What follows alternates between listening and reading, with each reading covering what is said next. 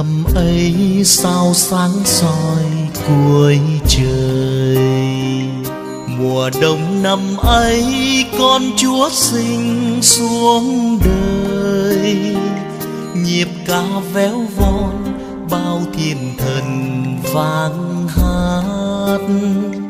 Tôn thờ ngôi hai Giáng sinh trần ai. Tôn thờ ngôi hai Giáng sinh trần ai. Con hợp với thiên thần hòa vang câu hát. Con hợp với thiên thần hòa vang câu hát. Mừng sinh nhật Chúa vinh quang, mừng sinh nhật đấng yêu thương. Sinh nhật từ ái sáng như công bình. Con hợp với mục đồng cùng thờ lạy Chúa. Con hợp với mục đồng cùng thờ lạy Chúa. Mừng sinh nhật đấng cứu tinh, mừng sinh nhật đấng uy linh. Sinh nhật ngày Chúa xuống ơn hai bề.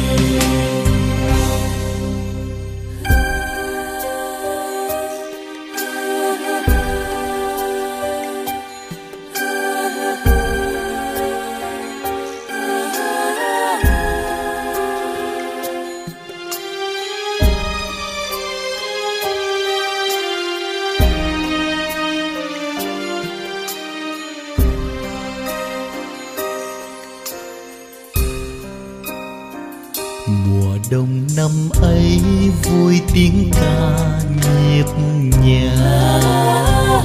Mùa đông năm ấy theo ánh sao huy hoàng. Tìm hàng Bethlehem nhưng mục đồng mau bước. Tôn thờ ngôi hai Giáng sinh trần ai. Tôn thờ ngôi hai Giáng sinh trần ai. Con hợp với mục đồng cùng thờ lạy Chúa. Con hợp với mục đồng cùng thờ lạy Chúa. Mừng sinh nhật đấng cứu tinh, mừng sinh nhật đấng uy linh. Sinh nhật ngày Chúa xuống ơn thái bình. Con hợp với Maria quỳ đầy ngắm Chúa. Con hợp với Giuse quỳ đầy ngắm Chúa. Mừng sinh nhật Chúa ngôi hai, mừng sinh nhật đấng thiên sai.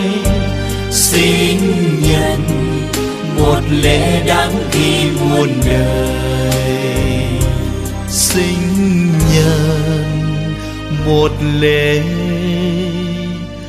đáng ghi muôn đời.